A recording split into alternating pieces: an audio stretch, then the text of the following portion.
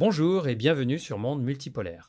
Aujourd'hui, nous allons réagir à une analyse vraiment capitale, une de celles qui permettent de comprendre en profondeur ce qui se joue en ce moment dans le détroit d'Ormuz et sur le front ukrainien. Notre invité est Mark Sleboda, expert en affaires militaires et en relations internationales, un homme qui connaît ce terrain de l'intérieur puisqu'il a servi 6 ans dans la marine américaine dans le domaine du génie nucléaire. Ce qu'il nous dit dans cette vidéo, c'est franchement exactement ce que les grands médias occidentaux refusent de vous dire. Permettez-moi de commencer par un constat simple. Nous sommes en juin 2026 et la situation au détroit d'Ormuz s'est considérablement dégradée depuis le début des hostilités en février dernier. D'un côté, le CENTCOM américain continue à affirmer que rien ne passe à travers leur défense, que tout est intercepté, que zéro dommage n'a été causé. De l'autre, les données satellitaires, les rapports indépendants et même des aveux timides dans des journaux comme le Wall Street Journal ou le PBS News contredisent frontalement cette version. Ce que Mark Sleboda met en lumière dans cette analyse, c'est une guerre d'usure géoéconomique dont les véritables enjeux dépassent largement le simple bras de fer militaire. Pensez-y, le détroit d'Ormuz, c'est le passage de 20% du pétrole mondial et 20% du gaz naturel liquéfié de la planète, selon les données de Wikipédia, sur la crise du détroit de 2026, 20%. Imaginez une artère qui irrigue un cinquième de l'énergie mondiale, et cette artère est aujourd'hui sous contrôle partiel de l'Iran. C'est une situation sans précédent dans l'histoire récente du commerce mondial. Pour comprendre pourquoi les arguments de Sleboda sont si importants, il faut les replacer dans un contexte historique plus large. Rappelons-nous de la guerre des pétroliers entre 1984 et 1988, durant la guerre Iran-Irak. À l'époque, les États-Unis avaient lancé l'opération Ernest Will pour escorter les tankers koweïtiens sous pavillon américain. L'Iran avait riposté avec des mines navales et des attaques de frégates. Le résultat, une escalade progressive qui avait abouti au naufrage de la frégate USS Samuel B. Roberts sur une mine iranienne en avril 1988, suivi de l'opération Praying Mantis, la plus grande bataille navale américaine depuis la Seconde Guerre mondiale. Et pourtant, à l'époque, l'Iran était considérablement plus faible militairement que ce qu'il est aujourd'hui. Ce parallèle historique est sûrement l'un des plus éclairants pour comprendre les limites de la puissance américaine dans cette région.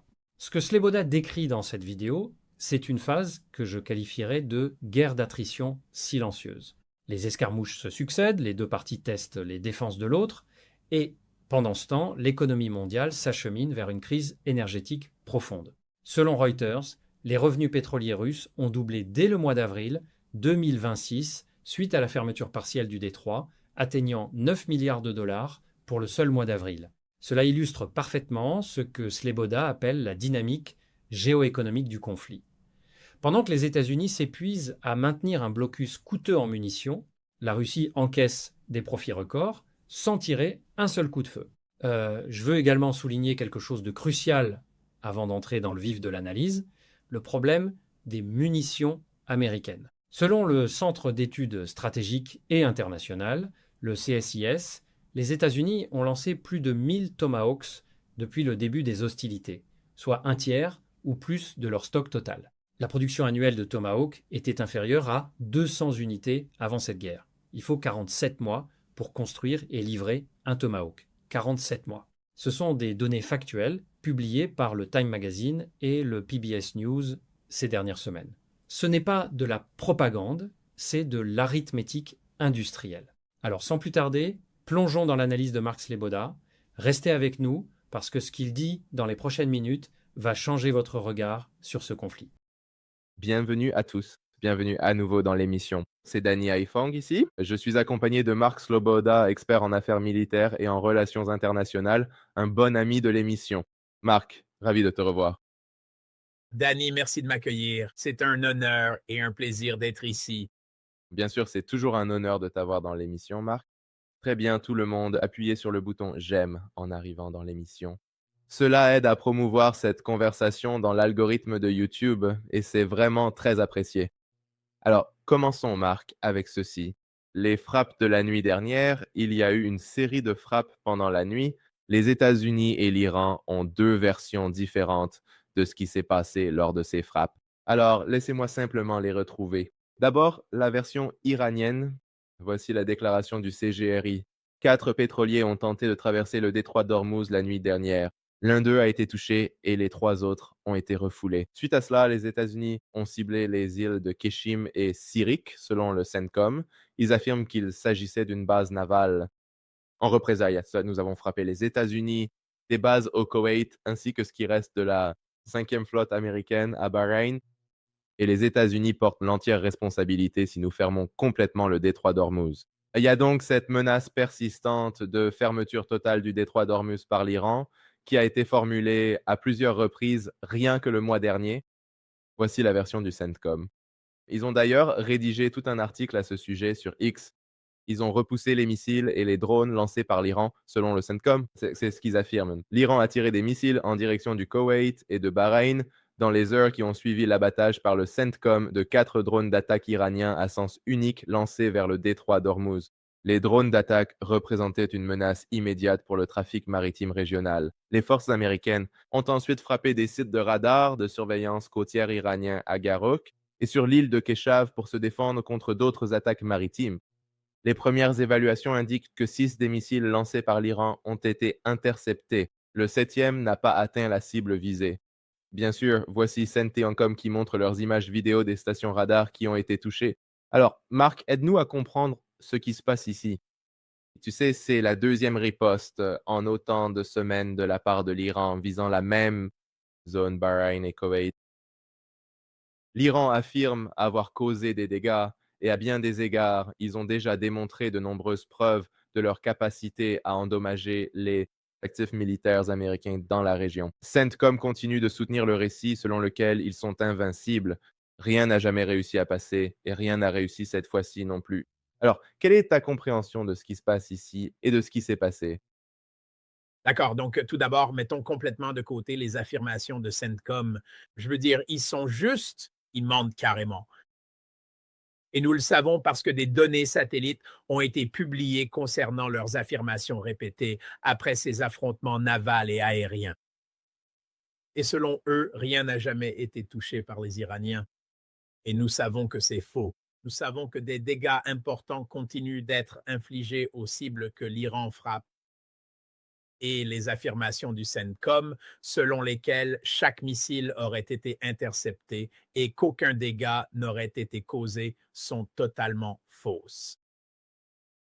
Et je veux dire, c'est la continuité du même type de récit que celui que les États-Unis nous ont servi. Pendant que le conflit faisait rage à plein régime pendant 2 mois. Et ce n'est que dans le sillage de ces événements, lorsque le déni ne pouvait plus être maintenu, que les États-Unis ont reconnu à contre-cœur l'ampleur des dégâts causés à leur base, ainsi qu'à l'infrastructure et aux installations de leurs vassaux des États du Golfe. C'est en admettant à demi-mot, à contre-cœur dans les médias grand public occidentaux. Donc, pour comprendre ce qui s'est passé ici ces 2 dernières semaines, nous continuons de voir ces affrontements et ces escarmouches qui se répètent sans cesse, où les forces navales des États-Unis d'Amérique s'efforcent activement, soit d'attaquer, soit d'intercepter des navires de commerce à destination ou en provenance des ports iraniens dans les eaux internationales de la région dans le but ultime d'imposer de manière stricte et rigoureuse leur politique de contre-blocus visant les ports iraniens. Et à chaque fois qu'ils font cela, l'Iran répond désormais par ses propres frappes, non seulement sur les navires de guerre américains qui mèneraient de telles interceptions ou frappes, mais aussi sur les bases américaines dans les pays du Golfe à travers toute la région. Et simultanément, les États-Unis tentent de faire passer discrètement des navires par le détroit d'Ormuz sous leur soi-disant supervision. Et à chaque fois qu'ils font cela, ces navires essuient des tirs, puis il y a à nouveau un échange d'escarmouches. Donc, ce que nous observons actuellement, c'est que les deux camps s'efforcent activement de détériorer ou plutôt d'éroder progressivement l'efficacité des blocus rivaux mis en place par l'autre. N'est-ce pas là une observation exacte? Maintenant, le New York Times a affirmé que les États-Unis ont réussi, c'était il y a environ une semaine, qu'à ce moment-là, les États-Unis avaient réussi à faire passer discrètement environ 70 navires par le détroit d'Ormuz, principalement en longeant la côte omanaise de nuit avec les signaux éteints. Ce n'est pas complètement invraisemblable, mais je n'ai entendu aucune vérification de la part de sources non américaines, sources, aucun acteur indépendant du trafic pétrolier, ni personne d'autre n'a confirmé que c'est ce qui se passe. Donc, je suis plutôt sceptique à ce sujet. Je vais classer cela comme possible, mais probablement encore au stade de l'aspiration, n'est-ce pas? Et c'est ce qu'ils aimeraient voir se produire. Et ce dernier scénario correspondait exactement à cela. Les États-Unis ont tenté de faire passer discrètement des navires par le détroit d'Ormuz. L'Iran est intervenu pour attaquer ces navires. Les États-Unis ont riposté. Ils ont riposté. Et il y a une pause. Mais ce que je pense qu'il est important de comprendre à propos de cette situation, c'est que, premièrement, il s'agit d'un jeu de la poule mouillée géoéconomique, n'est-ce pas? C'est la meilleure façon de comprendre ce qui se passe. L'Iran est au volant. Vous savez, ils conduisent la voiture de leur économie, tandis que les États-Unis sont coincés à conduire la voiture de l'économie mondiale, des marchés mondiaux de l'énergie dans l'économie globale. Et ils sont tous les deux, vous savez, en train de foncer vers un précipice ou de foncer l'un vers l'autre. Vous voyez, peu importe comment on veut le voir, c'est une question de savoir qui pourra supporter les pressions économiques et sociales en premier. C'est la phase de la guerre dans laquelle nous sommes. Mais il est important de comprendre qu'il s'agit d'une nouvelle phase de la guerre. La guerre continue, n'est-ce pas? La guerre n'est pas arrêtée, ni même en pause. Les deux camps continuent de se livrer à une compétition stratégique l'un contre l'autre dans cette soi-disant phase de cessez-le-feu. Et il s'agit d'un cessez-le-feu qui n'en est pas vraiment un peu comme ce qui existe avec Israël dans ses attaques contre Gaza et le Liban. En fait, je vois cela directement inspiré du manuel israélien qui consiste à mener de petites attaques en permanence, tout en continuant d'affirmer avec insistance que le cessez-le-feu demeure encore pleinement en vigueur aujourd'hui. Il s'efforce de normaliser une situation qui reste pourtant complexe, où ils sont libres de mener des frappes contre l'Iran à tout moment, n'est-ce pas, où il leur est normal de le faire. Et c'est quelque chose qu'Israël a très bien su faire, encore une fois, au Liban et contre les Palestiniens. Donc, les États-Unis, ils s'efforcent activement de réduire l'influence stratégique et politique de l'Iran dans cette phase actuelle et complexe du conflit. Ils essaient de s'emparer de la victoire, des griffes de la défaite, contrairement à, vous savez, la phase de guerre directe qui s'est terminée. Et l'Iran prend de plus en plus conscience de ce soi-disant piège du cessez-le-feu dans lequel il se trouve. Et il s'inquiète. Vous savez, il y a deux choses différentes. Il y a des choses qui se passent simultanément. Premièrement, les pressions économiques s'accumulent sur les États-Unis parce que toute l'économie mondiale fonce vers cette falaise avec des réserves de pétrole dans le monde entier, y compris aux États-Unis, à des niveaux historiquement bas. Et cela a permis d'atténuer les effets de la crise jusqu'à présent, mais cela touche à sa fin. Et en particulier, l'Europe va être durement touchée dans seulement quelques semaines, car ce sera la fin. Et vous savez, les effets ne concernent pas seulement, vous savez, le brut, mais aussi les produits pétroliers comme le kérosène et le diesel. Cela va commencer à avoir des effets majeurs sur les alliés européens des États-Unis, de la même manière que cela affecte déjà leurs alliés asiatiques. Eh bien, L'Iran s'inquiète de cette érosion de son pouvoir de négociation si elle se produit, et on pourrait dire que cela même est une construction narrative. Ils ont changé leur réponse aux États-Unis, alors qu'avant c'était, vous savez, les États-Unis font quelque chose, ils attaquent ou ils essaient de faire passer quelque chose en douce. L'Iran répond, les États-Unis répondent, puis ils répondent à leur tour. Et cela a été en grande partie symétrique, n'est-ce pas? Cela a été proportionnel, du moins jusqu'à présent. L'Iran, ces derniers jours, a commencé à changer ce calcul. Et ce que nous avons constaté, c'est que l'Iran a commencé à adopter des réponses disproportionnées, là où les États-Unis, ils feront quelque chose et ils lanceront des attaques sur 5 ou 6 bases réparties dans les États du Golfe, ainsi que des tirs sur les navires de guerre américains. S'ils s'approchent trop près et ainsi de suite. Et c'est ainsi que l'Iran tente d'échapper à ce piège du cessez-le-feu. Ils essaient en fait de s'en sortir par l'escalade. Au revoir. S'ils deviennent de plus en plus nerveux à ce sujet, je pense que ce que nous verrons, c'est qu'ils iront encore plus loin. Et plutôt que de jouer à ce jeu réactif où les États-Unis font quelque chose et qu'ils réagissent, ils devront alors passer à l'offensive dans l'escalade.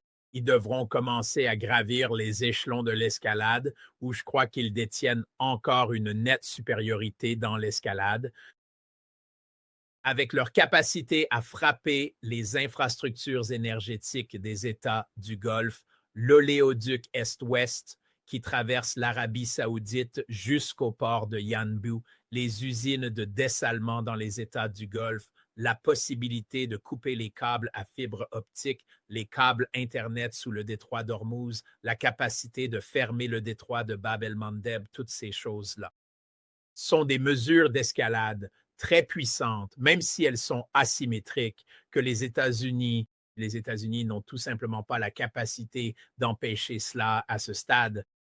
L'Iran pourrait donc être contraint de forcer les États-Unis à se plier en gravissant lui-même les échelons de l'escalade plutôt que de simplement réagir à ce que font les États-Unis. En prenant des mesures sur cette échelle d'escalade de leur propre initiative, plutôt que de réagir uniquement à ce que font les États-Unis et de ne monter d'un cran qu'en réponse à cela. Les États-Unis, Trump joue la carte du sang-froid et il continue de faire des déclarations absurdes sur des accords qui seraient soi-disant imminents, des protocoles d'accord et tout le reste. Et je pense que nous devons considérer tout cela comme des absurdités, principalement destinées à manipuler les marchés de l'énergie, à les maintenir calmes et à faire baisser les prix. Pour faire traîner les choses sans merci. Vous savez, ce grand bond inflationniste des prix du pétrole est inévitable, mais ils essaient de retarder cette inévitabilité le plus longtemps possible. Pendant ce temps, je dirais que nous n'avons pas une compréhension claire de la situation sur le terrain en Iran. Il y a des rapports indiquant que l'inflation en Iran est en hausse, 80%, et cela va certainement provoquer des pressions sociales. Mais encore une fois, il s'agit aussi pour eux d'un conflit existentiel et ils peuvent endurer beaucoup de souffrances, comme ils l'ont déjà fait par le passé. Et il n'y a aucun signe de division significative parmi les minorités ethniques ou que les États-Unis soient capables de manipuler les événements sur le terrain pour mobiliser des segments spécifiques de la population contre le gouvernement. Il n'y a aucun signe que cela ait la moindre efficacité. Donc l'Iran semble assez stable et en même temps, ils font tout ce qu'ils peuvent pour augmenter leur voie commerciale terrestre à travers l'Eurasie. Enfin, terrestre et via les mers intérieures, disons, car ils utilisent la route nord-sud avec la Russie à travers la mer Caspienne. Et c'est quelque chose que les États-Unis et Israël ne peuvent au moins pas facilement atteindre. Mais aussi, il y a des rapports selon lesquels ils commenceraient à exporter du pétrole, même si c'est évidemment à une capacité bien moindre, par chemin de fer vers le Pakistan et directement vers la Chine également. Et bien sûr, beaucoup d'autres échanges commerciaux se font aussi de cette manière. Et le Pakistan, vous savez, se montre assez utile pour l'Iran en matière de commerce, au moins en ouvrant de nombreux corridors terrestres et en essayant de tirer parti de toute cette situation pour attirer une activité économique supplémentaire vers leur propre port en remplacement des ports iraniens dans ce contexte. Donc, c'est une situation actuelle à la fois géoéconomique et stratégique qui s'avère être particulièrement complexe et multidimensionnelle. Une situation militaire qui se déroule en même temps. Mais il est important de comprendre que même si l'intensité des combats est moindre, les enjeux géopolitiques restent tout aussi élevés, voire plus. Et il se trouve que Trump a en fait quelques déclarations tout à fait honnêtes, vous savez, juste là, en plein milieu de ses propos habituels, publications régulières et complètement déjantées sur les réseaux sociaux, ce qui pousse à se demander à quel point elles sont calculées, même dans leur folie apparente. Mais à un moment, il a fait une déclaration franche à la presse, reconnaissant que les frappes de l'Iran, quoi que puisse en dire le CENTCOM au sujet d'une action en légitime défense, sont en réalité une réponse, une riposte à ce que font les États-Unis. C'est ce qu'il a reconnu. Et il l'a admis lors de conversations avec la presse alors qu'il était assis dans le bureau ovale. On lui a également posé une question sur la façon dont il définirait un cessez-le-feu et s'il qualifierait ce qui se passe actuellement. Le cessez-le-feu est toujours en vigueur. Et il a dit, dans cette partie du monde, un cessez-le-feu, d'accord. Cela signifie simplement une modération des tirs, n'est-ce pas? Un conflit de moindre intensité. Eh bien oui, mais seulement parce que les États-Unis et Israël continuent de conclure des cessez-le-feu à cet égard, parce que c'est, vous savez, un autre outil dans leur boîte à outils. En ce moment, les États-Unis, ils semblent pourtant du moins croire que ce niveau d'intensité plus faible dans le conflit actuel joue en leur propre faveur. Personnellement, je ne crois pas du tout que le temps joue réellement en leur faveur. Mais ils semblent pourtant être tout à fait fermement convaincus de cette idée. Et je ne suis pas d'accord avec eux, mais cela me rend clairement nerveux. Et je suis sûr que cela doit aussi rendre nerveuse la direction politique et militaire iranienne. C'est pourquoi ils essaient de bouleverser, vous savez, les règles de ce jeu telles qu'elles évoluent avec ces nouvelles réponses disproportionnées. Oui, eh bien, c'est certain que le comportement est différent, mais reste tout de même une continuation de la guerre, comme vous l'avez dit. Et vous savez, c'est vraiment très intéressant parce que les États-Unis, en particulier Donald Trump, ont été très calmes et ont fait des déclarations étranges en réaction à ces événements et même simplement à la guerre en général. Parce que nous avons des vidéos, nous avons des images de ce qui se passe à chaque fois que l'Iran réagit et le CENTCOM va ensuite le nier. Mais ensuite, il y a Donald Trump et ceci n'est qu'une image de toute l'attaque contre la cinquième flotte qui, à toutes fins utiles, la cinquième flotte à Bahreïn n'est plus vraiment en activité désormais. Elle a été très durement touchée lors de la première vague de frappe et ils ne vous montreront même pas cela. Je veux dire, les États-Unis ne vous montreront aucun de ces sites, même Une histoire avec Senko au Qatar, très durement touché, c'est bien qu'il est inopérable. droite. Et ils ne le feront pas, ils ne montreront même rien à ce sujet. Mais vous savez, Trump était dans le Wisconsin et il a eu une conversation très intéressante. Conclusion. Il affirme d'abord que la situation actuelle avec l'Iran n'est pas vraiment une guerre. C'est un conflit. Et puis il appelle ça une guerre. Plus tard ici. Et je veux juste passer cet extrait parce que je pense que cela montre bien que il y a beaucoup de gestion de la narration en cours et ce n'est pas toujours très bien fait. Et cela se passe pendant un conflit militaire. C'est comme ça que je l'appelle. Parce que ce n'est vraiment pas tant une guerre que ça. On va aller assez vite parce que je dois retourner combattre une guerre en Iran. C'était donc littéralement hier dans le Wisconsin en train de parler à des agriculteurs américains qui ont été très durement touchés par Le nous, guerre contre l'Iran et ses conséquences économiques. Mais oui, Marc, vous avez dit qu'il pourrait y avoir des raisons de s'inquiéter du fait que les États-Unis ils se comportent avec un calme olympien en ce moment, et pourtant c'est ainsi.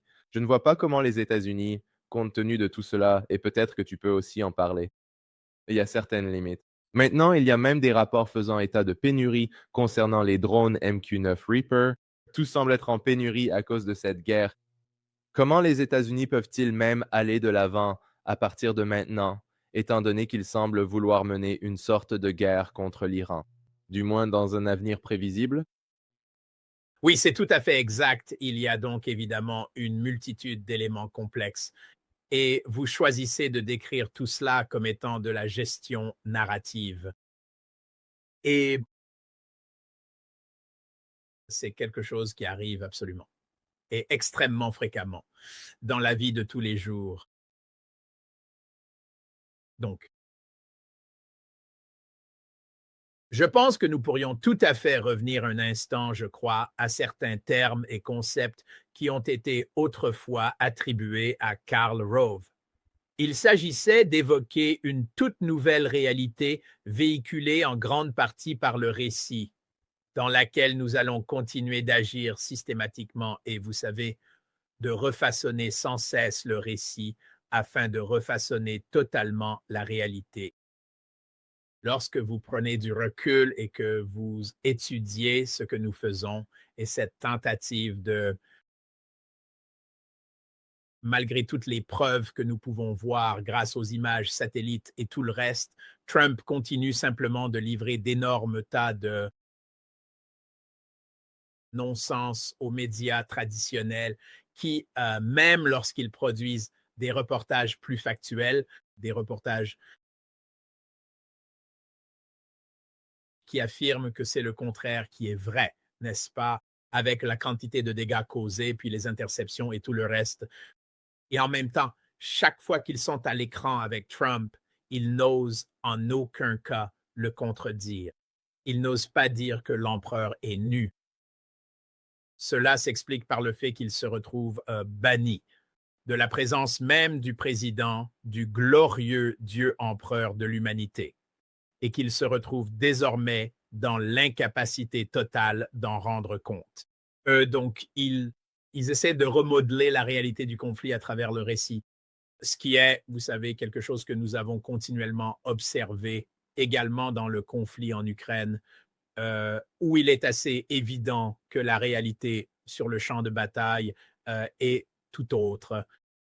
Mais il s'obstine catégoriquement à refuser de reconnaître l'évidence même de cette réalité concrète et s'efforce activement de l'affaiblir et de l'éroder au fil du temps par la mise en place progressive de leur propre récit diplomatique. À vous de voir s'il s'agit simplement d'ignorer la réalité ou si c'est une stratégie très habile pour s'en sortir, pour s'extraire de situations difficiles fondées sur la réalité. Mais tu as raison de dire que les États-Unis ont tellement de limitations à l'avenir. Tu sais, la plus imminente, bien sûr, c'est, tu sais pas, la crise énergétique, mais nous faisons aussi face à d'autres crises économiques simultanées liées à toutes ces activités économiques, qui sont des sous-produits ou des produits dérivés des industries d'extraction et de raffinage du pétrole et du gaz. L'une d'elles, c'est la production d'engrais à base d'urée, n'est-ce pas? Ce qui est l'une des raisons pour lesquelles cette crise touche non seulement les agriculteurs américains, mais aussi les agriculteurs. Je veux dire, les agriculteurs américains sont durement touchés, mais les agriculteurs du reste du monde le sont encore plus, même bien sûr qu'aux États-Unis, avec le prix des engrais qui explose littéralement. Parce qu'une part si importante de cette production est, vous savez, bloquée par le détroit de Four Moves. Et cela va vraiment avoir de graves conséquences pour le Sud global, vous savez, des régions très, très vulnérables du monde en développement. Je veux dire, il va y avoir de la famine à cause de cela dans les pays vulnérables du Sud global. Et je pense que nous devons en prendre conscience. la situation va devenir très grave d'ici quelques mois. Mais il y a aussi l'hélium, n'est-ce pas, qui est vital pour les industries de haute technologie, ainsi que l'aluminium et de nombreux autres éléments de ce type pour l'économie. Mais il y a d'autres limites auxquelles les États-Unis sont également confrontés. Des limites sur lesquelles moi-même et plusieurs autres invités avons tiré la sonnette d'alarme ou exprimé notre satisfaction selon la façon dont on veut le voir. Et c'est que les États-Unis ont un talon d'Achille en matière de munitions, en particulier dans leur défense aérienne, que ce soit à cause de l'inefficacité de leur défense aérienne, que ce soit les Patriots ou les Israéliens, David's Boomerang et autres, mais aussi à cause du manque extrême d'intercepteurs et de leur capacité à augmenter les cadences de production. Et cela fait longtemps que certains d'entre nous disent que les stocks deviennent vraiment très bas. Ils ne peuvent pas continuer ainsi. Ils ne peuvent pas continuer ainsi. Ils vont atteindre cette limite. Bam, ils se sont heurtés à ce mur et maintenant il y a une limite géopolitique stricte à ce qu'ils peuvent ou ne peuvent pas faire. Et je pense qu'ils hésitent beaucoup à relancer un conflit à grande échelle parce qu'il est douloureusement évident qu'ils ne peuvent pas défendre Israël. Ils ne peuvent pas défendre les États du Golfe contre les missiles balistiques de l'Iran et de plus en plus même contre leurs drones dans cette situation. Mais il ne s'agit pas seulement de leurs munitions défensives, il s'agit aussi de leurs munitions offensives, les munitions de frappe à distance, ces Tomahawks coûteux et limités en nombre, ainsi que les missiles de croisière JASM lancés depuis les airs. Leurs stocks de ces deux types de munitions sont à un niveau critique. Les médias occidentaux traditionnels ont reconnu ouvertement que les niveaux sont si bas qu'il faudra aux États-Unis des années pour y parvenir, une décennie pour reconstituer ces stocks simplement pour atteindre à nouveau ce niveau déjà critique. C'était avant qu'ils n'entament cette guerre contre l'Iran, et cela en supposant qu'ils ne s'impliquent pas dans d'autres conflits sérieux d'ici là, tout en reconnaissant que cela les place dans une situation extrêmement désavantageuse si des situations géopolitiques venaient à surgir, vous savez, qui dégénèrent en situation militaire avec la Russie ou la Chine ou potentiellement, vous savez, d'autres acteurs également.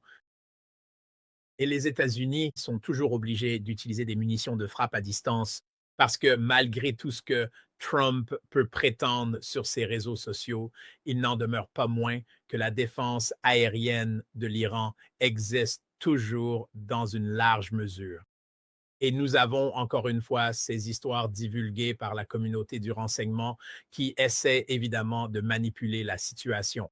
Et je pense qu'il est probable que certaines de ces fuites proviennent de différentes factions au sein des États-Unis, de l'État profond, au sein de la communauté du renseignement et de la bureaucratie. Certains souhaitent une escalade du conflit, tandis que d'autres semblent reconnaître la gravité de la situation pour les États-Unis. Et ils essaient de tirer la sonnette d'alarme. Il est toujours important de comprendre que les États-Unis, l'État profond, la bureaucratie permanente n'est pas un monolithe. Et nous sommes à un de ces points où nous constatons des fractures importantes, remontant à la surface. Et vous savez, ils ont ouvertement averti que les innovations de la défense aérienne iranienne les autorisent. Et vous savez, ils ont averti ouvertement que les innovations iraniennes en matière de défense aérienne leur permettent de suivre les avions furtifs américains grâce à des combinaisons d'imagerie thermique et de caméras disséminées à travers le pays avec des informations compilées par l'IA qui ne sont peut-être pas tout à fait aussi efficaces dans l'immédiat que le radar actif. Mais d'un autre côté, cela rend ces capacités de détection invisibles pour les États-Unis, n'est-ce pas? Ainsi, ils ne peuvent pas voir leur système de défense aérienne être frappé dès que le radar actif est enclenché. Et nous avons entendu ouvertement que le Pentagone en a peur. C'est pourquoi il ne... Oh, toutes les absurdités de Trump, au contraire. Pendant la grande majorité de cette phase de 2 mois de conflit ouvert, les États-Unis et Israël sont restés en dehors de l'espace aérien iranien pour la grande majorité du temps. Ils ont dû tirer des munitions à distance depuis l'espace aérien irakien, depuis le golfe d'Oman ou ailleurs, partout où ils le pouvaient, parce qu'ils avaient peur d'entrer, et tout à la toute fin. De ces 2 mois de guerre ouverte, nous avons assisté à vraiment un épisode assez burlesque. Tout cela concernait probablement la tentative des États-Unis de une opération des forces spéciales pour essayer de s'emparer. La poussière nucléaire. Oui, la poussière nucléaire provenant de la région autour d'Ispahan. Et on a vu des avions américains tomber parce qu'ils ont tenté d'entrer dans l'espace aérien iranien. L'espace à ce moment-là. Et ils en ont payé le prix fort. Et ensuite, ils sont très rapidement passés à cette nouvelle phase parce qu'ils ont été durement frappés. Et quand les États-Unis, la communauté du renseignement américaine ou certaines de ses factions nous fait savoir qu'ils pensent que l'Iran peut tenir plus longtemps que les États-Unis, le blocus, n'est-ce pas, dans ce jeu de blocus réciproque ou un bras de fer géoéconomique dans lequel l'Iran aurait en fait l'avantage et ils pensent que l'Iran tiendrait le coup, ou mettent en garde contre ces niveaux extrêmement bas de leurs munitions et avertissent de l'efficacité des innovations iraniennes en matière de défense aérienne telles qu'elles se sont manifestées pendant ce conflit. Je pense vraiment que nous voyons des choses très différentes émanant de Trump et de son entourage, ainsi que des voix très différentes qui émergent des profondeurs de l'État profond américain, de l'État profond et une tentative de... Il est crucial de prévenir cette escalade de violence,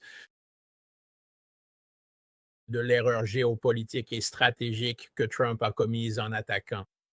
La situation en Iran ne doit pas empirer. Donc, il y a beaucoup d'éléments à prendre en compte. Et vous savez, j'imagine, même si ce n'est peut-être pas dans une aussi grande mesure, qu'il doit y avoir des désaccords au sein des différentes strates de la direction politique et militaire iranienne. Quant à la manière de procéder, vous savez, la question se posait de savoir s'il fallait même instaurer un cessez-le-feu. Et maintenant qu'ils sont dans ce cessez-le-feu, vous savez, ils essaient de décider comment manœuvrer à l'intérieur de celui-ci, ou s'ils devraient simplement en sortir et retourner dans un conflit direct, si cela pourrait en réalité leur être plus bénéfique que ce que, je dois le dire, je trouve cela plutôt agaçant, tout ce jeu qui se déroule. Je ne pense pas être le seul, vous savez, à trouver ce jeu d'escarmouches et d'aller-retour pénible, alors que nous essayons encore, vous savez, de évaluer les dégâts économiques, l'usure économique qui s'accumule des deux côtés et tout cela. Je suis vaguement conscient que lorsque nous parlons de choses au niveau stratégique comme l'usure économique et tout le reste, cela finira par affecter nos portefeuilles à tous, à un moment ou à un autre, n'est-ce pas? Même pour ceux d'entre nous qui, disons-le franchement, brandissent avec une ferveur patriotique les drapeaux de l'Iran et du Hezbollah dans tout ce contexte. Oui, oui, eh bien, vous savez, je voulais vous demander, parce qu'on est clairement dans cette phase où, vous savez, les États-Unis mènent des frappes ciblées, puis l'Iran riposte. Ce qu'ils disent, c'est que la riposte est tout aussi forte, voire une fois et demie plus forte, où, vous voyez, cela donne l'impression que cela pourrait en fait durer assez longtemps, surtout si l'on considère que les États-Unis ont peu d'autres options que de frapper plus fort, ce qui, Je veux en parler, là-dessus. ou alors le contraire, exactement le contraire, c'est-à-dire arrêter, mettre fin à la guerre, en fait. Mais je voulais vous poser la question. Non, exactement. C'est pour cela qu'ils ne font rien d'autre. Ils restent dans le statu quo parce que toute autre action que de continuer aggraverait la situation pour eux. C'est ça, oui. Et puis, je pense que dans le jeu de l'usure économique, cela accélérerait bien sûr les contradictions très pénibles qui semblent aujourd'hui, je ne sais pas si c'est juste de la manipulation ou une façon de se rassurer, ou peut-être que les choses vont empirer plus lentement que ce que certains ont prédit. Mais néanmoins, toute escalade majeure accélérerait les choses de façon assez spectaculaire, notamment sur le front du pétrole. Mais je veux vous poser une question à ce sujet. En ce qui concerne la réalité de la situation militaire, vous savez, beaucoup de gens ont partagé cette image du CENTCOM qui date en fait du 9 mai. Mais elle donne une idée précise de ce qui se passe et de la façon dont ces frappes ponctuelles pourraient avoir lieu. Et ici, vous avez ce qui est clairement une photo évidente. Je ne suis pas un expert des Émirats arabes unis. Je n'y suis jamais allé. Je ne suis jamais allé à Dubaï. Je ne suis jamais allé nulle part. Aux alentours des Émirats arabes unis, mais tout le monde dit que depuis le calme, ils partagent cette image d'un ravitaillement d'un F-16 au-dessus d'un endroit. Ils disent non divulgué, mais tout le monde fait remarquer qu'il s'agit en réalité de Palm Jumeirah à Dubaï. Donc, je suis. Pour être honnête, je ne connais même pas du tout intimement la géographie de cette région du monde, mais même un non-expert du Moyen-Orient comme moi peut facilement et immédiatement identifier avec précision où cela se trouve. Donc, encore une fois, c'est, je suppose, le sens de Pete Hegseth. Mais néanmoins, j'imagine que ce qui doit se passer alors, Marc, parce que nous, bien sûr, les États-Unis essayent de manipuler le récit. Et vous savez, nous n'avons pas la réalité de la façon dont ils mènent ces frappes, mais il semble que ce soit ce qui se passe là-bas. Ravitaillement au-dessus de ces pays frontaliers de l'Iran et utilisation de ce qui leur reste en termes de munitions à distance, pensez-vous qu'ils utilisent maintenant ces munitions à distance presque de manière d'usure parce qu'ils sont limités, ils ne peuvent pas aller plus loin qu'ils ne le font, alors ils mènent ces frappes limitées quotidiennement. Vous savez, peut-être un jour sur deux ou une fois par semaine parce qu'ils ne peuvent pas en tirer davantage. Et s'ils s'approchent de là où ils étaient, eh bien oui, c'est défense aérienne. Certains ont dit que la technologie est de type infrarouge. Vous savez, ils peuvent détecter la chaleur. Et vous savez, donc il n'y a aucun moyen de se dissimuler comme les F-35 sont censés pouvoir le faire. C'est ça. Est-ce que vous pensez que c'est ce qui se passe ici, que les États-Unis mènent ces frappes de cette manière? Ils restent simplement à distance dans ces zones. Ils font le plein et tirent, c'est bien ça. Parce que, je veux dire, les Émirats arabes unis sont assez proches de l'Iran, apparemment. Oui, bien sûr, c'est ce qu'ils font, non? Vous savez, ce sont des munitions à distance. Et évidemment, les stocks des États-Unis. Cela permettrait de poursuivre ce niveau de conflit de faible intensité bien plus longtemps que si, vous savez, il s'agissait d'une reprise totale, d'une reprise à grande échelle, d'une guerre directe entre les deux. Et à un certain niveau, oui. Je pense que l'aspect important de ce qui se passe, c'est la guerre d'usure géoéconomique entre les deux que les États-Unis sont en train de mener. Ils essaient aussi de manipuler les événements, même à court terme, avec les publications de Trump sur les réseaux sociaux, ses frappes occasionnelles et ainsi de suite. Mais je pense qu'il y a probablement aussi un niveau militaire stratégique et même tactique à ce qui se passe avec ces frappes, ces représailles. Les États-Unis essaient de sonder la défense aérienne iranienne au-dessus du détroit d'Ormuz, n'est-ce pas? Et en ce moment, tout est à peu près concentré, ultra concentré sur cette zone précise de l'île de Kachem, l'île de Arg, Bandar Abbas, n'est-ce pas? Les efforts sont focalisés. Tout l'Est, toutes les frappes américaines ont lieu exactement là-bas. Ils essaient de sonder et peut-être même d'affaiblir les capacités de défense aérienne et de radar iraniennes. Vous savez, s'ils parviennent à toucher cela, bien sûr, c'est une grande partie de l'enjeu. Au cas où, vous savez, l'ordre serait donné à Trump, alors, vous savez, tant pis, on revient en arrière. Lâchons à nouveau des bombes et en grande pompe. Ils tentent de se positionner pour tirer profit de ces escarmouches. débusquer, identifier l'ennemi et l'affaiblir si possible. Eh bien, en parlant de guerre d'usure, que diriez-vous d'aborder, je suppose, la situation plus générale du conflit ukrainien? Mais en particulier, vous savez, la Russie vient juste d'organiser le Forum économique de Saint-Pétersbourg. Forum économique de Saint-Pétersbourg. Je crois qu'il vient tout juste de se terminer, si je ne me trompe pas.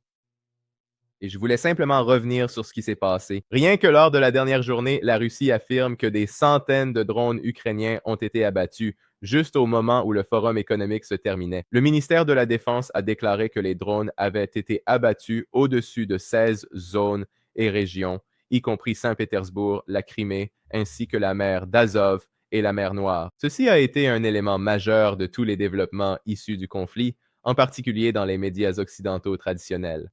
Tout ce qu'on entend, c'est que ces drones ukrainiens parviennent à frapper à l'intérieur de la Russie. Ils touchent des cibles pétrolières. Vous voyez, des cibles pétrolières là-bas. Et il y a eu, je crois, quelques tentatives ciblées contre le Forum économique lui-même, celui de Saint-Pétersbourg. Mais parallèlement au récit selon lequel l'Ukraine est également en train de gagner sur le champ de bataille, c'est un discours qui, de façon presque surprenante, ou peut-être pas tant que ça, continue de persister.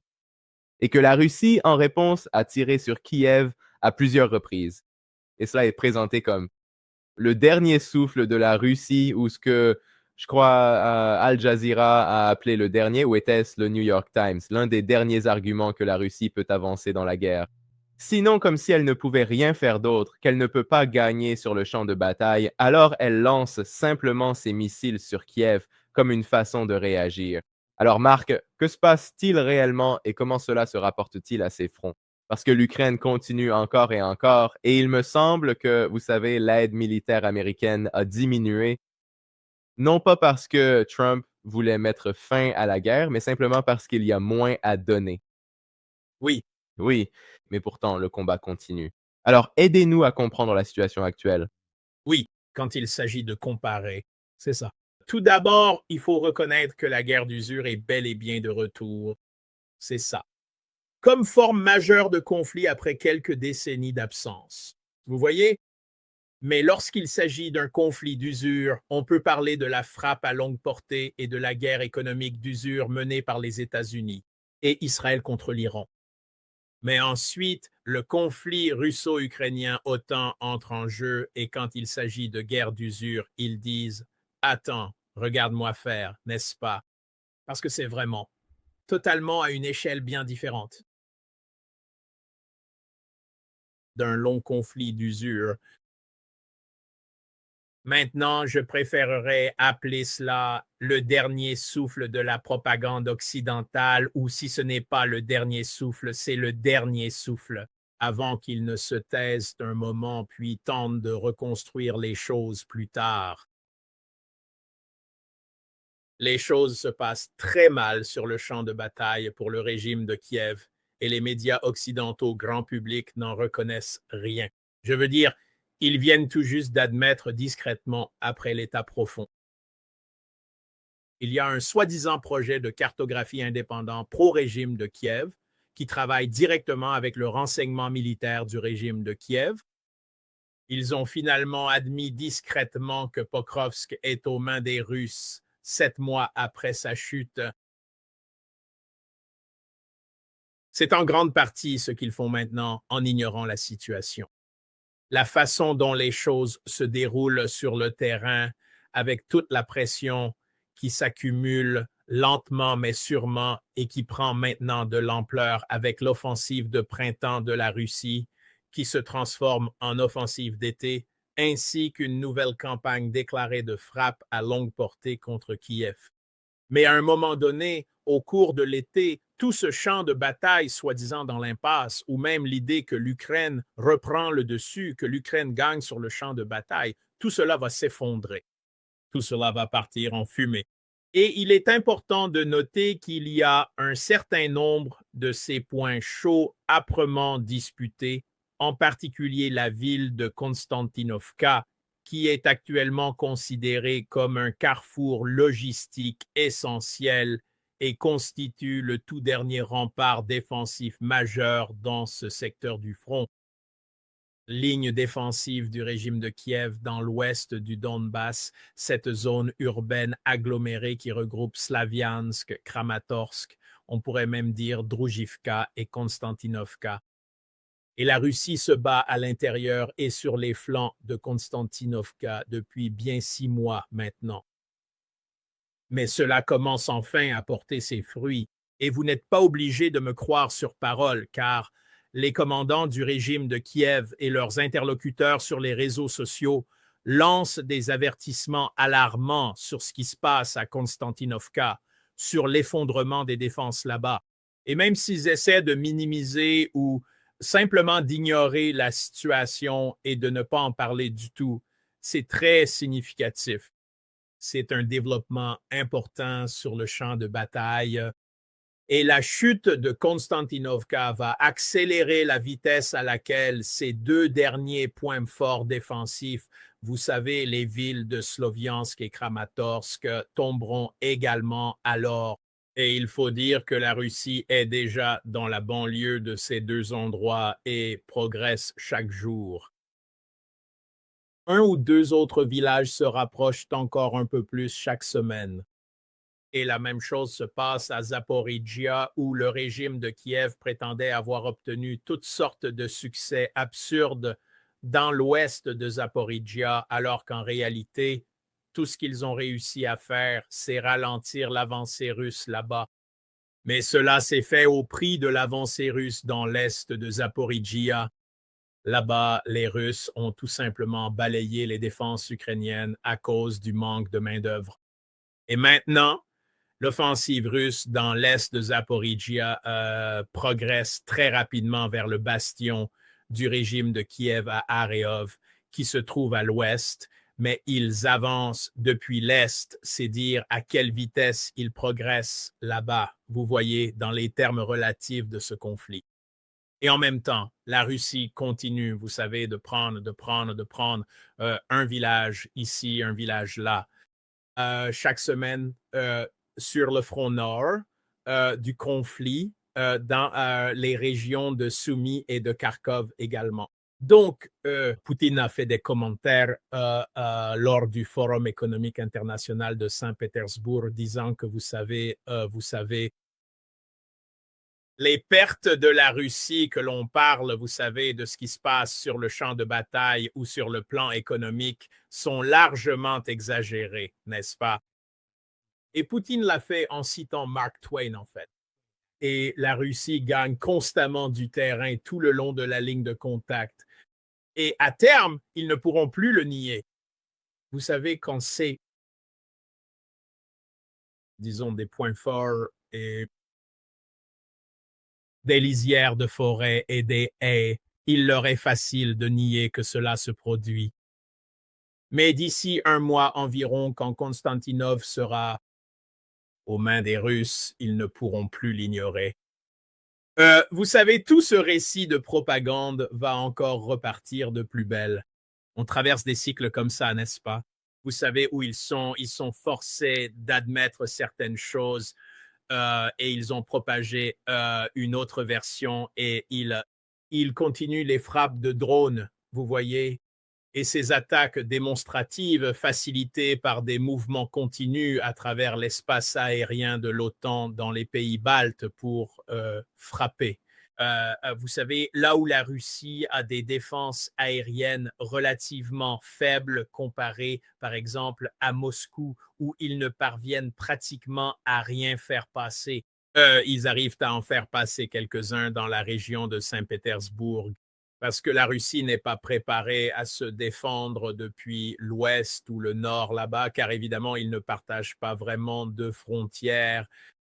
Et l'ouverture de ces corridors pour les drones leur a permis d'en faire passer quelques-uns. Et ils l'ont fait, ils continuent, je veux dire, parce que la CIA et l'OTAN cartographient tout cela et planifient tout cela. Et les États-Unis, le Pentagone, sont peut-être moins directement impliqués, mais la CIA intensifie en réalité les choses contre la Russie en sous-main. Donc, par exemple, lors des attaques de Saint-Pétersbourg, ils ont en fait, afin de s'assurer qu'ils fassent passer quelque chose et créer ce joli et spectaculaire panache de fumée. Pour les réseaux sociaux et les caméras de télévision, c'était un réservoir de stockage. Et ce n'est pas vraiment une grande perte. Vous savez, c'est une cible facile. Cela ne cause pas vraiment de dommages économiques et certainement pas de dommages stratégiques. Ce sont des attaques à 85% pour les relations publiques, n'est-ce pas? C'est encore une fois le même type de gestion du récit. Sauf que beaucoup de cela se joue avec ces frappes à longue portée de type Hail Mary. Donc, il rase la surface au-dessus du golfe de Finlande et contourne par le nord les installations pétrolières près de Saint-Pétersbourg et sur Kronstadt, l'île navale, parce qu'ils ont identifié, l'OTAN a identifié grâce à leurs avions de reconnaissance, vous savez, où il pourrait y avoir une fenêtre d'opportunité. Et ces attaques sur Saint-Pétersbourg ont-elles causé des dégâts? Non.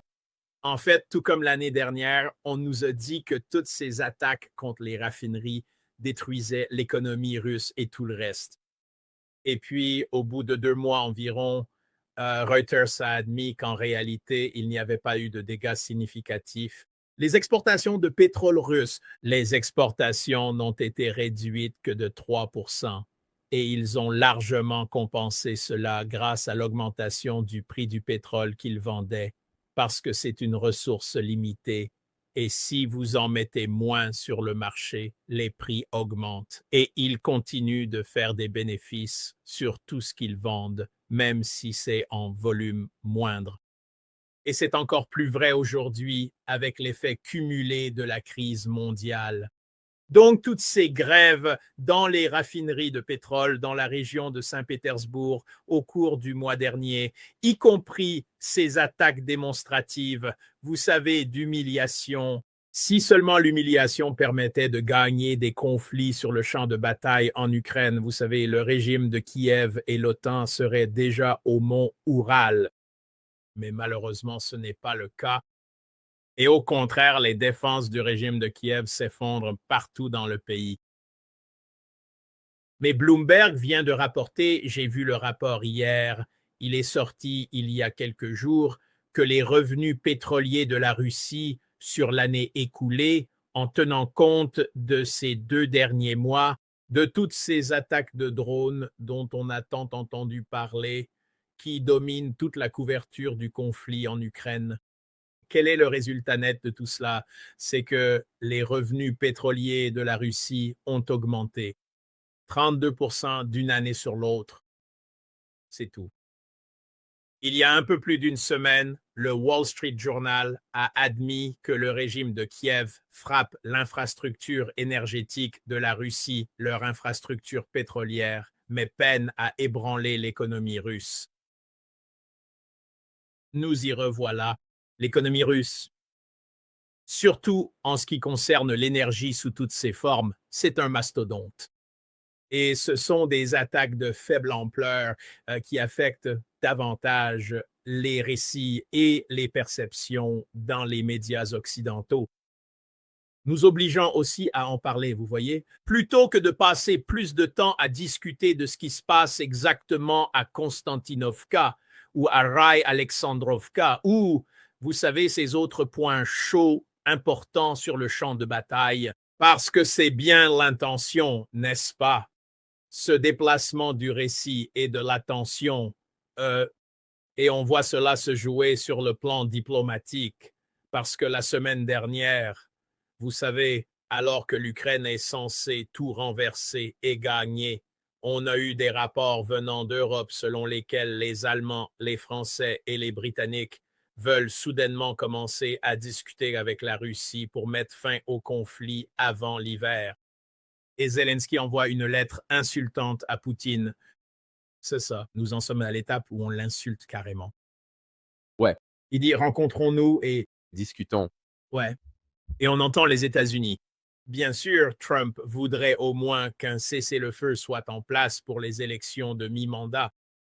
Je ne sais pas pourquoi il pense que ça l'aiderait pour les élections, parce que les Américains ne votent jamais en fonction de la politique étrangère.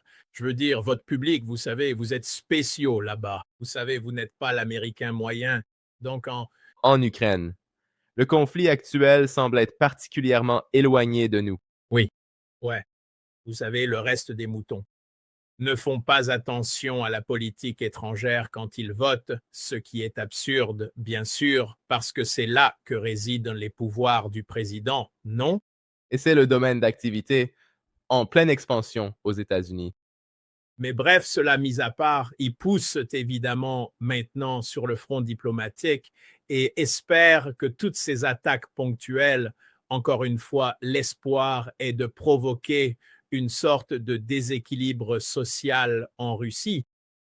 Ils avaient espéré le créer avec les sanctions et tout le reste, mais cela n'a tout simplement pas eu l'effet escompté. Cela n'a pas plongé le peuple russe dans la misère. En fait, si l'on doit dire quelque chose, c'est exactement le contraire qui s'est produit. La Russie a exploité la situation et son économie en a tiré profit de nombreuses façons très concrètes que je peux constater ici sur le terrain. Mais maintenant, il s'agit de ces attaques terroristes contre des bus et des dortoirs de filles dans les universités et tout le reste. Ils essaient de susciter un sentiment public en Russie contre l'OMS et donc contre Poutine et le gouvernement russe. Cela n'a pas l'effet escompté. Je suis ici sur le terrain. Et quoi qu'en dise la presse occidentale, la grande majorité de la population russe, au lieu de remettre tout cela en question, souhaite simplement que le gouvernement russe intensifie davantage et plus rapidement et contre le régime CAB plutôt que l'inverse. Et nous l'avons vu dans les réponses de Poutine lors du Forum économique international de Saint-Pétersbourg, où il a tout simplement balayé tout cela d'un revers de main. Cette avalanche de questions accablantes sur la victoire imminente de l'Ukraine et l'effondrement de la Russie, Poutine a simplement levé les yeux au ciel et a déroulé tous les faits, les chiffres sur l'économie et l'OMS, et tout le reste qu'ils ne veulent pas reconnaître ou évoquer dans les médias occidentaux. Il a simplement esquivé toutes leurs questions avec tout cela. Et quand il a été question de la lettre de Zelensky, oui, et ça, eh bien, nous devrions envisager de mettre fin à ce conflit maintenant. Et vous savez, Poutine a dit, je ne vois pas qu'il soit nécessaire que nous nous rencontrions. C'est ça. Vous savez, si jamais ils veulent accepter nos conditions et régler les choses, alors nous pourrons nous réunir pour signer quelque chose. Eh bien, nous avons encore des questions sur la légitimité de Zelensky. Mais théoriquement, oui, c'est possible après qu'un accord soit trouvé. C'est ça. Ce n'est pas comme ça que fonctionne la vraie diplomatie, pas ces jeux de relations publiques et ces séances photos que vous essayez de manipuler. De plus, il a immédiatement éludé cette question et a commencé à parler des militaires qui se battent en Ukraine en disant que c'était vraiment une question, cette lettre de Zelensky et ses appels venant d'Europe qui parlent de discuter avec la Russie, parce que c'est encore la phase dans laquelle on se trouve, soyons honnêtes à ce sujet. Et il dit que c'est vraiment une question d'homme, en gros, en disant que nous laisserons nos combattants sur le terrain parler pour nous, n'est-ce pas? C'est notre diplomatie en ce moment. Elle se joue sur le terrain et ils ne font que détourner ce récit, cette tentative de construction de la réalité par l'Occident. Dans les deux situations, il est évident que la façon dont les guerres sont menées est très différente.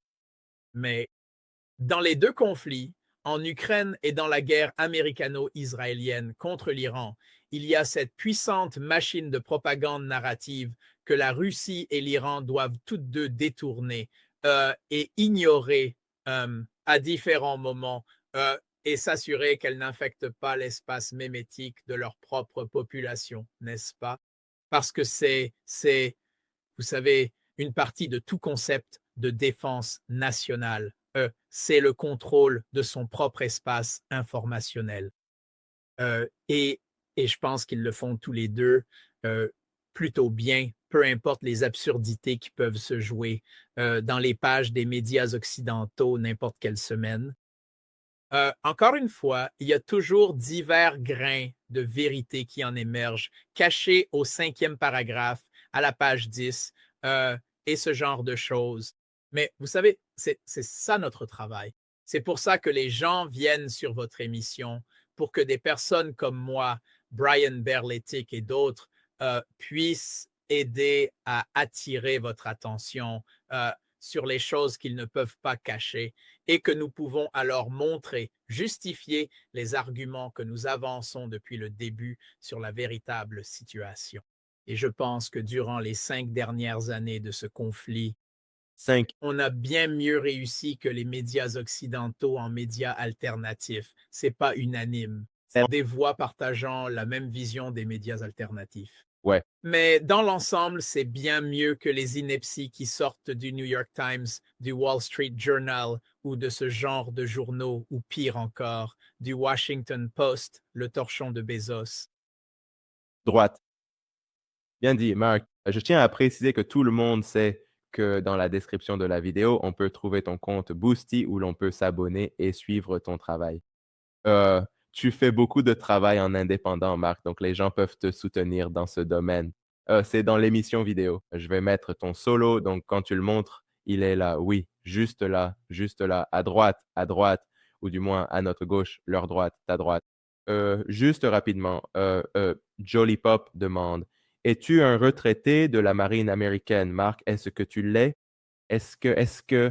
Eh bien, je ne suis pas retraité. Je n'ai pas fait 20 ans. Je l'ai fait 6 ans dans le domaine du génie nucléaire, de près ou de loin. Donc voilà, vous savez, une libération honorable, un départ du service et, vous savez, oh, une grosse prime de réengagement. Et moi, je suis là, genre, non merci, j'en ai assez, je me casse. 6, et c'est fini.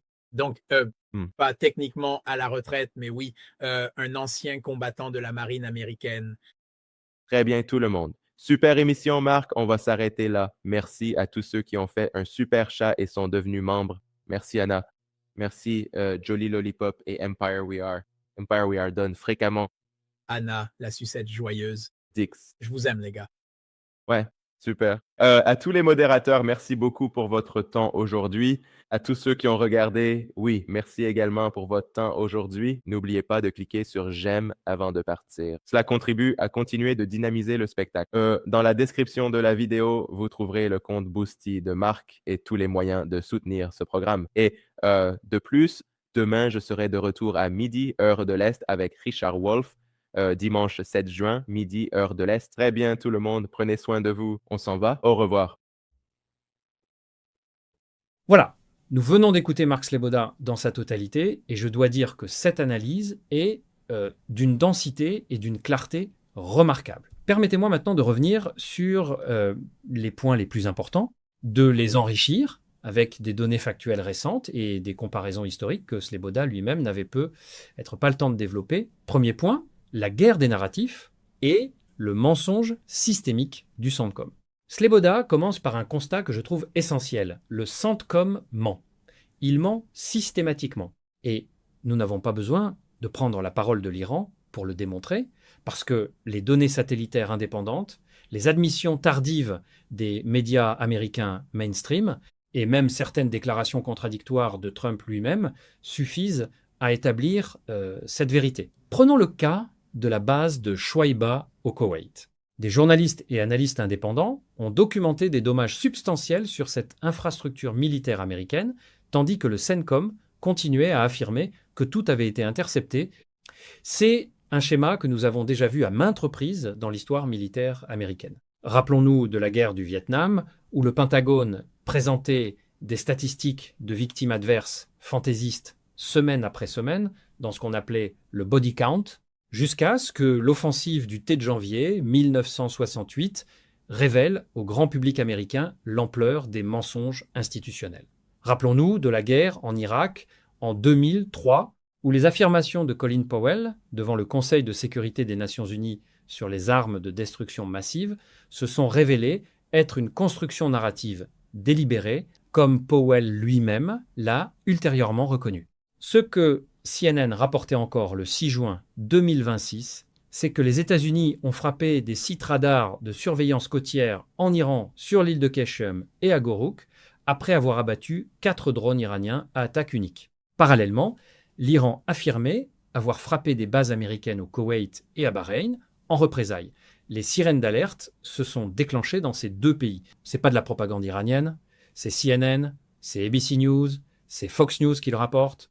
Ce qui est fascinant dans la dynamique actuelle, c'est la contradiction que Sleboda signale chez Trump lui-même. Le président américain a reconnu publiquement, dans une conversation avec la presse à la Maison-Blanche, que les frappes iraniennes sont bien une réponse aux actions américaines. Il a également défini le cessez-le-feu, dans ce contexte régional, comme une simple modération de la fusillade. Ce faisant, Trump valide involontairement la logique iranienne, tout en essayant de la minimiser sur les réseaux sociaux. Deuxième point. Le détroit d'Ormuz comme levier géostratégique, une lecture historique. Pour comprendre pourquoi l'Iran détient un avantage structurel dans cette guerre d'attrition, il faut saisir la valeur géostratégique unique du détroit d'Ormuz. Ce détroit, large de seulement 21 km en son point le plus étroit, est, selon les données de la crise du détroit de 2026, le passage de 20% du pétrole mondial et 20% du gaz naturel liquéfié mondial. Aucun autre point de passage maritime au monde ne concentre autant de valeur énergétique dans un espace aussi restreint.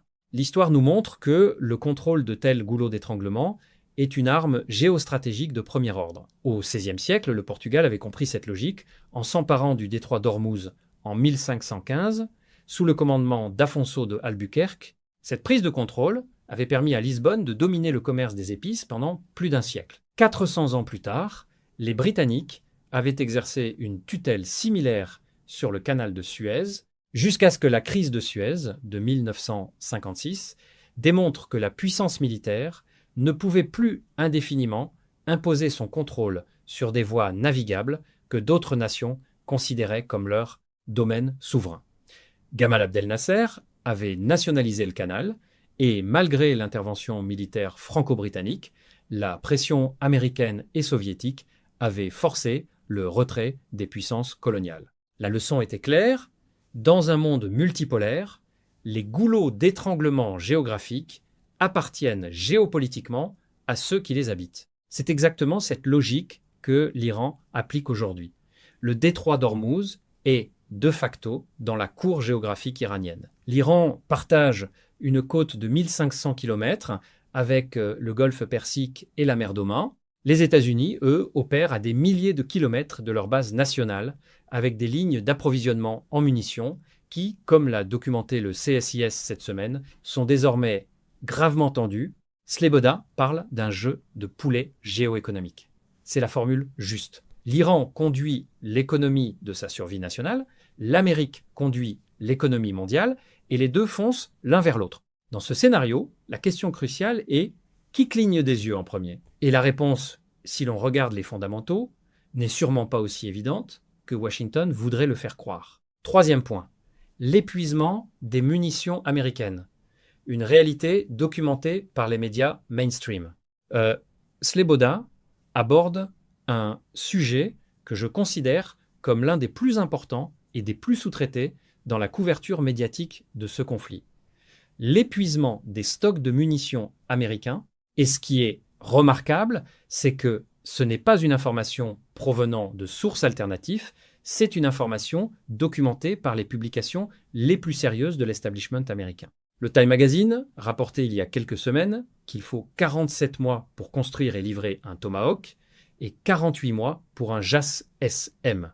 PBS News a confirmé que les États-Unis ont besoin de plusieurs années, voire d'une décennie, pour reconstituer leur stock d'armes avancé, selon une analyse du CSIS, publiée fin mai 2026. Le Military Watch Magazine précisait que les États-Unis possédaient environ 3100 Tomahawks avant le début des frappes sur l'Iran en février dernier, et qu'ils en ont lancé plus de 1000, soit un tiers ou davantage de leur stock total.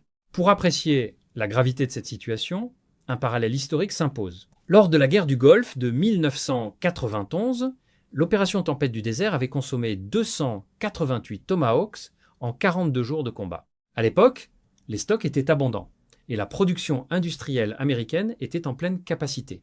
En 2026, après des décennies de réduction budgétaire et de rationalisation industrielle, la base industrielle de défense américaine est incapable de remplacer rapidement ce qui a été consommé.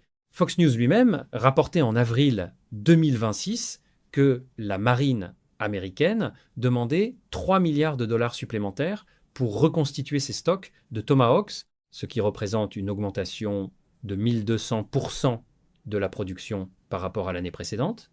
Ces chiffres parlent d'eux-mêmes, et ce n'est pas seulement les missiles offensifs. Le PBS News et le CSIS estiment que le remplacement des intercepteurs THAAD, déployés pour défendre Israël des contre-attaques iraniennes, ne sera achevé qu'à la fin de l'année 2029. Remplacer les intercepteurs Patriot mi-2029, ces systèmes coûtent chacun 15,5 millions de dollars l'unité. La question n'est donc pas seulement militaire, elle est industrielle et budgétaire. Cette réalité crée ce que Sleboda appelle une limite géopolitique dure sur ce que les États-Unis peuvent et ne peuvent pas faire. Et cela explique, comme il le note avec pertinence, pourquoi Washington est extrêmement réticent à relancer un conflit à grande échelle. Parce que l'incapacité à défendre Israël et les États du Golfe contre les missiles balistiques iraniens est désormais documentée. Et toute nouvelle escalade majeure exposerait cette vulnérabilité de façon catastrophique. Quatrième point, le piège du cessez-le-feu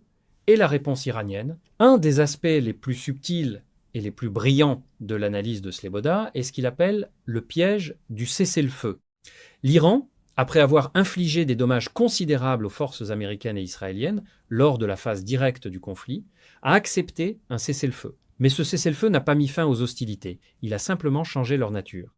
Les États-Unis continuent à tenter de faire passer des navires par le détroit, l'Iran continue à les attaquer, les États-Unis frappent des sites radars côtiers, l'Iran frappe des bases américaines au Koweït et à Bahreïn.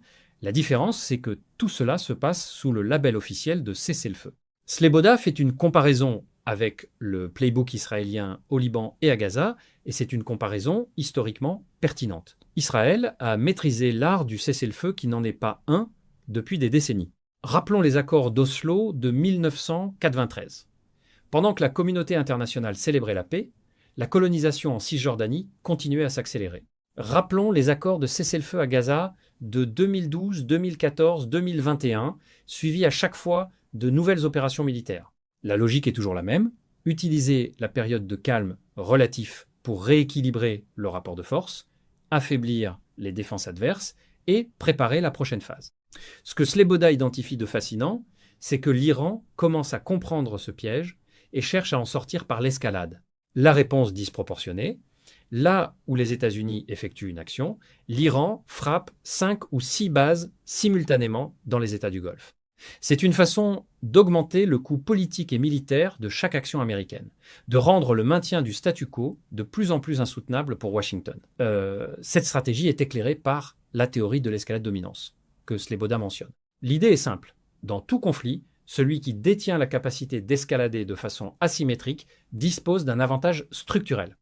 L'Iran, avec sa capacité à frapper l'infrastructure énergétique du Golfe, les désalinisateurs d'eau, le pipeline Est-Ouest d'Arabie Saoudite, la base navale de Bahreïn, ou encore à fermer le détroit de Bab el-Mandeb, détient des options d'escalade que les États-Unis ne peuvent pas facilement neutraliser. C'est une réalité que même les analystes de Rand Corporation ont reconnue dans des travaux antérieurs sur les scénarios de conflit avec l'Iran. Cinquième point, la Russie, le grand bénéficiaire silencieux. Voici un point que Sleboda n'aborde pas directement dans cette vidéo, mais que les données factuelles rendent incontournable. La Russie est en train de sortir gagnante de ce conflit sans avoir tiré un seul coup de feu dans la région.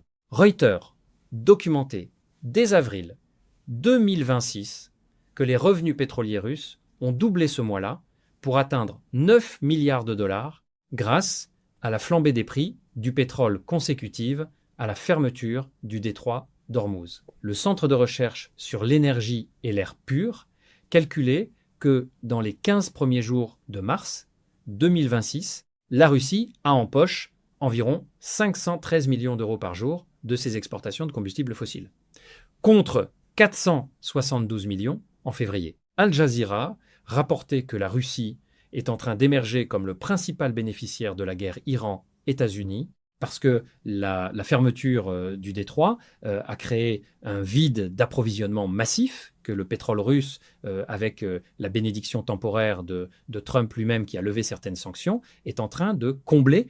Cette dynamique rappelle un précédent historique fascinant, la guerre de Corée de 1950 à 1953. Pendant que les États-Unis et leurs alliés s'épuisaient dans cette guerre au bout du monde, l'Union soviétique, elle, renforçait silencieusement sa position dans le reste de l'Asie et consolidait son arsenal nucléaire. La puissance, qui ne participe pas directement au conflit, mais en tire les bénéfices économiques et stratégiques, est souvent celle qui sort le plus renforcée.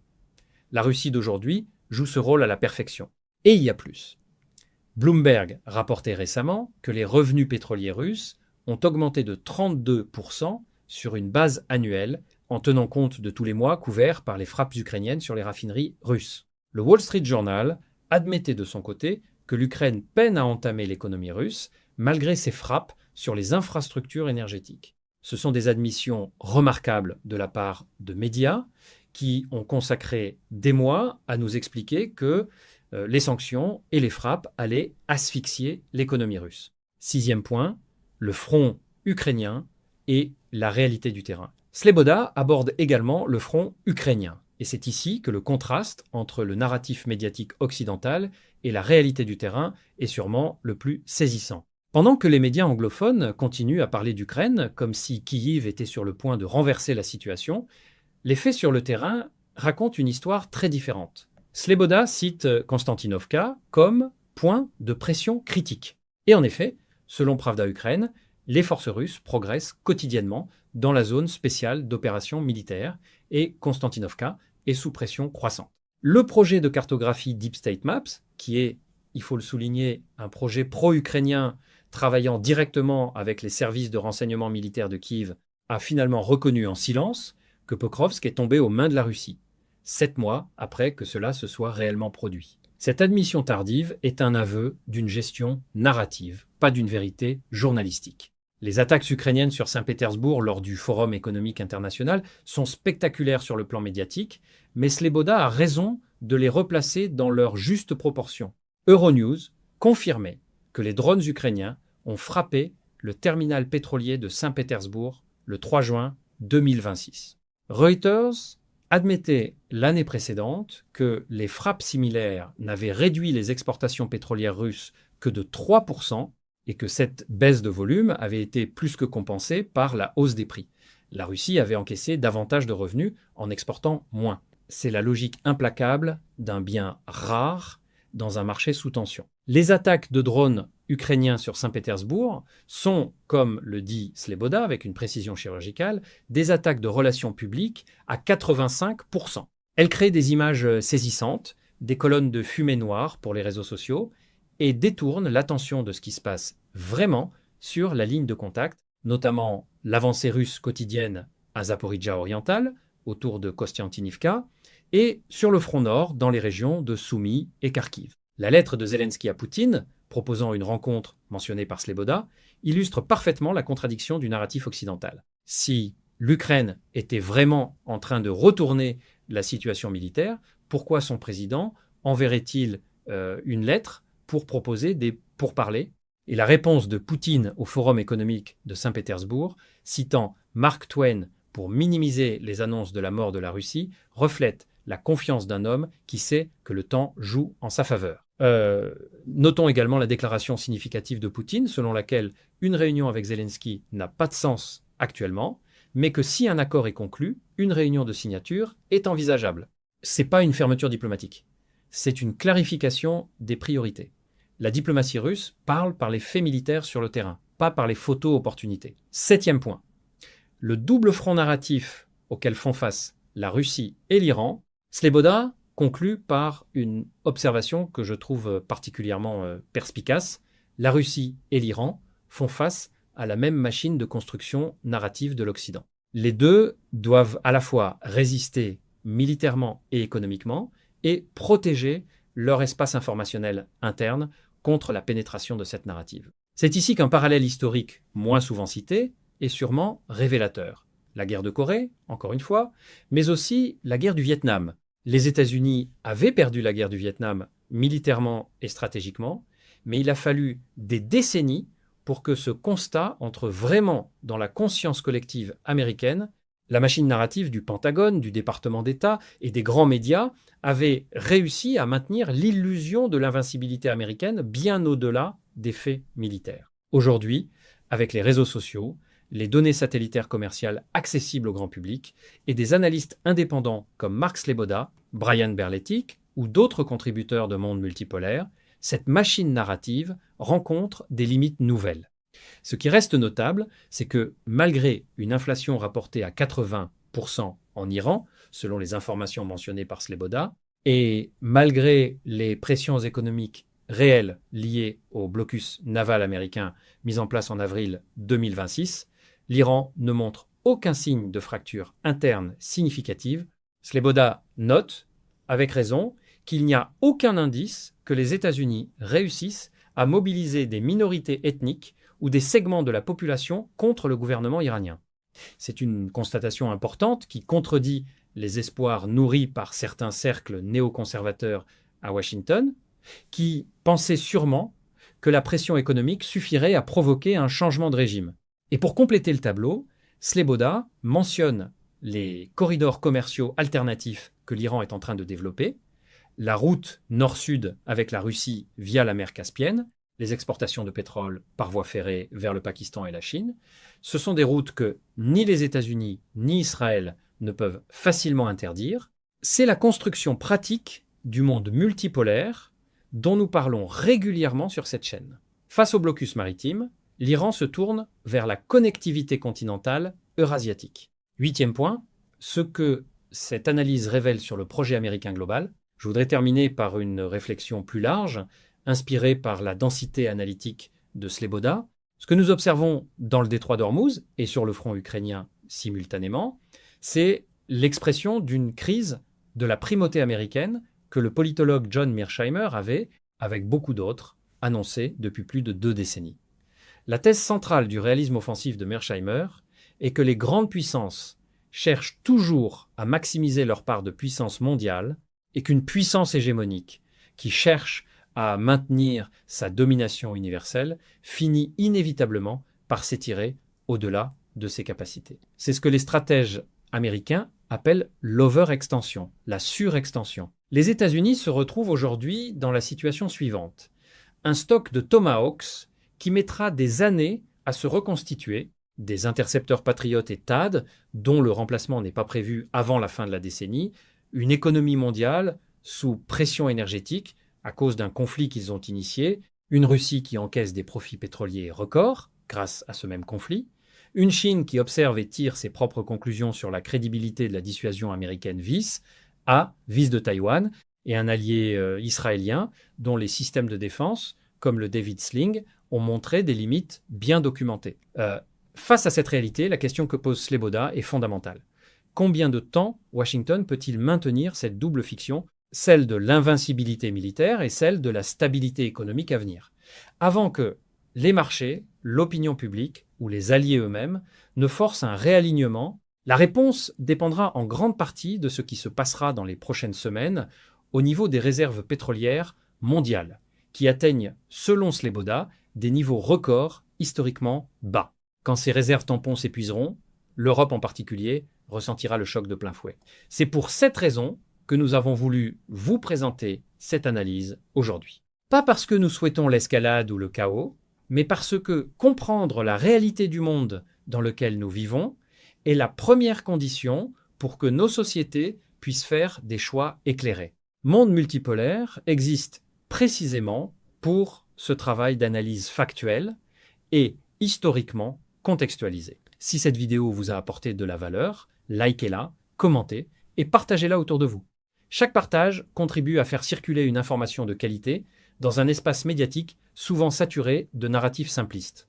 À très bientôt sur Monde multipolaire.